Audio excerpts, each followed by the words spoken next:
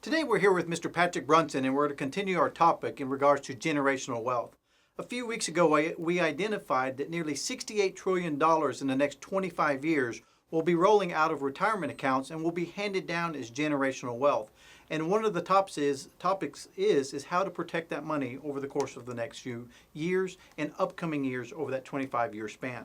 What are your thoughts on that, Mr. Brunson? Well, the baby boomer generation is about to retire. They are literally the wealthiest generation we've ever had in U.S. history. And so when this happens, that means that there's going to be a lot of money passed down from the silent generation as well, making baby boomers even more wealthy. The key thing is protecting that wealth, because over the course of the last 10 to 15 years, we've printed more money than at any other point in history since the dollar was created. And so generational wealth, the value or the purchasing power of it could be cut in half. Yeah, and that's actually one of the biggest discussions with most retirees that both me and Mr. Brunson deal with on a daily basis is how do retirees have the ability to be able to preserve their financial wealth and really preserve the value of the U.S. dollar in the near future? One of the topics that has come up over the course of time is gold. Gold has always been a stored value of wealth and power. And one of the things that is now coming to light is we're now hearing more topics about a recession or even a depression in the future. How would a recession or depression and not only affect the U.S. dollar, but how can retirees that have that generational wealth protect it in regards to gold? Gold is a private asset, meaning that you can put money into it, hold it safely at home privately, and you can pass it off to the next generation, literally one hand to the next.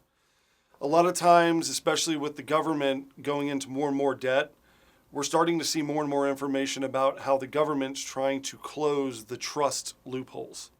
And so they look at inherited money the same way that they look at gambling earnings. They don't feel that the next generation earned that money through labor, therefore they should take a pretty big chunk of it, just like gambling earnings. So a lot of people are choosing to preserve those dollars that are losing value anyways. Right. Protect it in gold, which tends to go up when the dollar comes down, allowing them to pass off that wealth in an appreciating asset as opposed to a depreciating asset to their loved ones in the next generation. Right. So private wealth is one of the main topics. And the other thing, too, is that we try to work with clients is helping them understand that right now, prior to recession or depression, the consumer itself has the ability to preserve the value of the dollar as it stands today.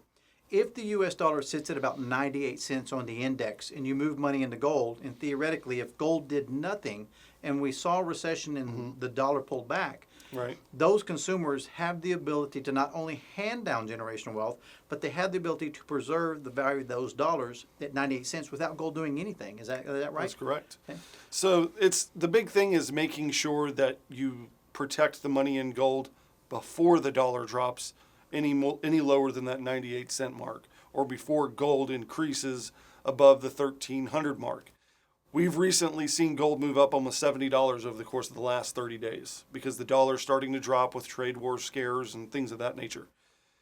But if we go into a recession, it could be far, far more devastating to the dollar, and it's going to have a very positive impact on gold, but people who are still holding on to paper cash, generational wealth that they're not going to spend in their lifetime, it's going to take a major, major hit. Right, I agree. The other thing is we saw that in February that the World Gold Council recently announced that the banks here in the United States and central banks had taken a leap towards gold that we hadn't seen in a long time. Mm-hmm. The banks and central banks had acquired around 651 metric tons, making it the largest acquisition in gold accruals in nearly 50 years, or going back to the gold standard of 1971. Mm-hmm. What's your thought on why the banks would take such a drastic measure going towards gold at this juncture when they didn't do it in the mid-'80s?